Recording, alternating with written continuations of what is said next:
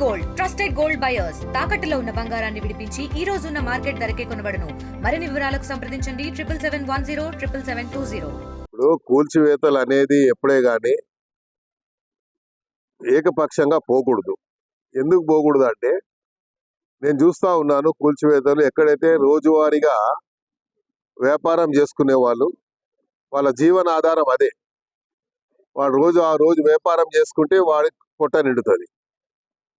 అలాంటి వాళ్ళని ఇబ్బంది పెడితే అలాంటి వాళ్ళ శాపనార్థాలు మనకు మంచిది కాదు. ఎప్పుడు కూడా ప్రభుత్వం ఎప్పుడైనా మేము అలాగే చేసేవాళ్ళం. కానీ అధికారులు మాత్రము ఎక్కడైతే నిజంగా కంజెస్టెడ్ రోడ్స్ ఉంటాయో అక్కడ చేయమని ప్రభుత్వ పరంగా కానీ పైనుంచి ఆదేశాలు వస్తే అలా చేయాలి. కాకపోతే వాళ్లకు వీళ్ళు ఎక్కడ అనిపిస్తే అక్కడ మాత్రం అడ్డగోలుగా చేస్తున్నారు అనేది నా అభిప్రాయం. అందుకనే నేను ముఖ్యమంత్రి గారి దృష్టికి తీసుకెళ్తాను. ఎందుకంటే రోజు వ్యాపారం చేసుకుంటే వాడు ఆ రోజు కష్టపడి సపోజ్ రోడ్డు మీద పొద్దున్న ఇడ్లీ బండి పెట్టుకుంటాడు. ఆ ఇడ్లీ రాత్రంతా కష్టపడి ఇడ్లీలు తయారు చేసుకొని పొద్దున రోడ్డు మీద వచ్చి పెట్టుకుంటే ఆ ఇడ్లీ బండి తీసి పడేస్తే వాడు ఆ రోజు ఏం తినాలి?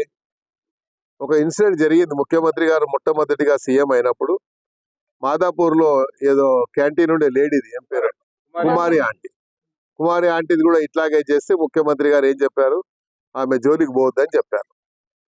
సో అలాగే ఇక్కడ కూడా ఎవరి దగ్గరికి జోలికి పోవద్దని మేము చెప్తున్నాం. ఎందుకంటే వాళ్ళు రోజు వ్యాపారం చేసుకునే వాళ్ళు. ఒకవేళ అలా పాలసీ కింద తీసుకుంటే సిటీ మొత్తంలో అయితే మీరు ముందు ఓల్డ్ సిటీ నుంచి మొదలు పెట్టండి. ఓల్డ్ సిటీలో ఎక్కడెక్కడ ఉన్నాయి అలా మీరు చేయండి.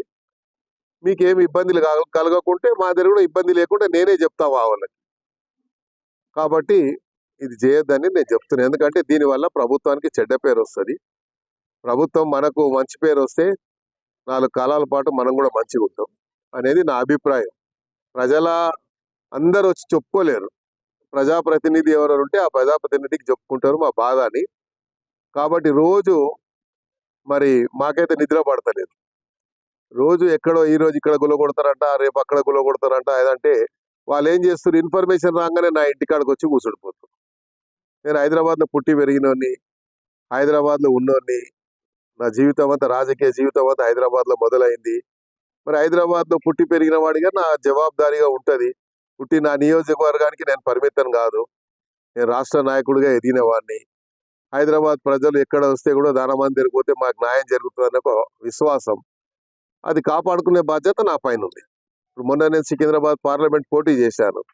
మరి దగ్గర దాకా వచ్చి నేను కేవలం 30-35 వేల ఓట్లతో ఓడిపోయాను తక్కువ సమయంలో. అంటే ఆ ప్రజలతో ఆ అనుబంధం ఉంది కాబట్టే కదా, ప్రజలతో ఆ సత్సంబంధాలు ఉన్నాయి కాబట్టి నేను ఆ స్థాయి అక్కడ వరకు రాగలిగాను. ఇంకా సమయం ఉంటే నేను తప్పకుండా సీట్ గెలిచేవాడిని. సరే, అది ఓటమి గెలుపు అనేది రాజకీయానికి సహజం. కానీ రాజకీయానికి సంబంధం లేని ఇష్యూ ఇది.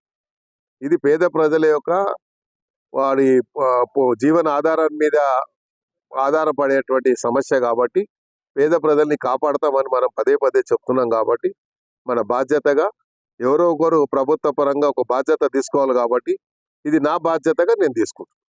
అంతే తప్ప అదే చెప్పాను కదా. ఇప్పుడు అధికారులు కొంతమంది ఏంటంటే సుమోటో కింద వాళ్ళు మేమే సుప్రీం అన్న ఫీలింగ్ లో పోతున్నారు.